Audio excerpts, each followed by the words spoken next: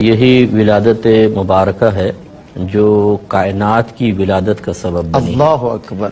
اگر رحمت کونین صلی اللہ علیہ وسلم کو اللہ تبارک و تعالی کی طرف سے ظاہر کرنے کا قصد و ارادہ نہ ہوتا تو نہ آپ یہاں بیٹھے ہوتے نہ ہمارا وجود ہوتا۔ اللہ اکبر۔ یہ تمام کائنات کے وجود کا ایک سبب تھا۔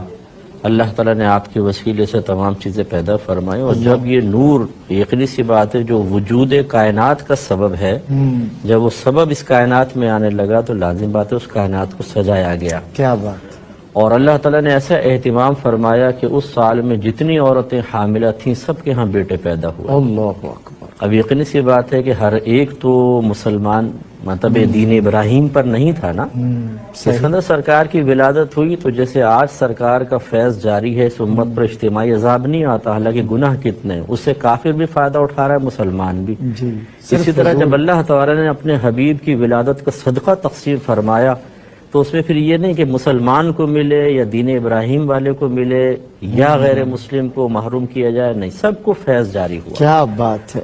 اور وہ بڑا قحط کا سال تھا، اس سال بہت زیادہ فصلیں ہوئیں اور اتنا جانوروں نے چرا کہ لکھا ہے مورخین نے کہ گمان ہوتا تھا کہ شاید ان کے پیٹ پھٹ جائیں گے چربی کی کثرت کی بنا پر۔ اللہ اکبر۔ اور پھر جیسے حور و غلمان کو غلامی کا فرمایا گیا، ایک دوسرے کو مبارک، ہر جانور ایک دوسرے کو مبارکباد دیتا تھا، کیا بات۔ فرشتے آپس میں مل کر مبارکباد دیتے۔ واہ۔ تو یہ جو مبارکباد دینا ہے ولادت کی، خصوصی طور پر ربیع الاول میں مسلمانوں کا ایک اہل محبت کا جو ایک بڑا حصہ ہے وہ اس طریقے کو اختیار کیے ہوئے، یہ کوئی نیا طریقہ نہیں ہے، یہ کوئی مطلب اس کو میں بدعت حسنہ بھی نہیں کہوں گا، کیونکہ بدعت میں نئے چیز کا وجود ہوتا ہے، بالکل اگرچہ وہ موافق شرع ہوتا ہے۔ یہ تو عین اللہ تبارک و تعالیٰ کی ایک آپ سنت الہیہ کہیں تب بھی تعجب نہیں ہے، ٹھیک ہے، کیونکہ اللہ تبارک جب فرشتہ کلام کرتے ہیں نا تو لکھا ہوتا ہے اللہ فرمائے گا،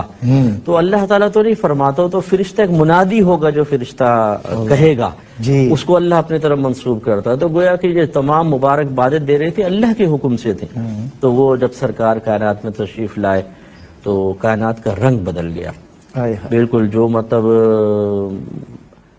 نئی حکومت آئی تو پچھلی حکومت چلی گئی، نیا پاکستان کے جیسے ہمارے ذہن میں وجود تصور ہم قائم کرتے ہیں، وہ نئی کائنات ہوئی، نئی حکومت آئی، نیا نظام آیا، اور نبی کریم صلی اللہ علیہ وسلم کی ولادت پاک کی وجہ سے پھر آپ کی والدہ ماجدہ طیبہ طاہرہ بی بی آمنہ رضی اللہ تعالی عنہا نے جو عجائبات دیکھے ہیں، اور اس سے ظاہر ہوتا ہے کہ وہ معاذ اللہ دیکھیں بعض اوقات بعض دلائل ظاہرہ سے کچھ لوگوں نے ثابت کرنے کی کوشش کی کہ آپ کے آباء و اجداد جو ہیں وہ مطلب مسلمان نہیں تھے۔ ایک اگر غیر مسلم عورت ہو تو اس کے ساتھ یہ معاملات نہیں ہوتے، یہ تو ایک ولیہ کی نشانی ہے۔ نبیہ تو ہم نہیں کہیں گے، عورت کو نبوت نہیں ملتی، لیکن بہت بڑی ولیہ، اور اللہ تبارک و تعالیٰ بی بی آمنہ رضی اللہ تعالیٰ عنہ، اور اللہ تعالیٰ اپنے حبیب کو جس شکم میں 9 مہینے کامل ٹھہرائے، اللہ اکبر، یہی میرے آقا کی برکت سے تو کعبہ پاک ہو گیا، کیا کہنے ہیں، شکم میں اطہر میں 9 مہینے سرکار ہے، اس کی پاکیزگی کا عالم کیا۔ بہت خوب۔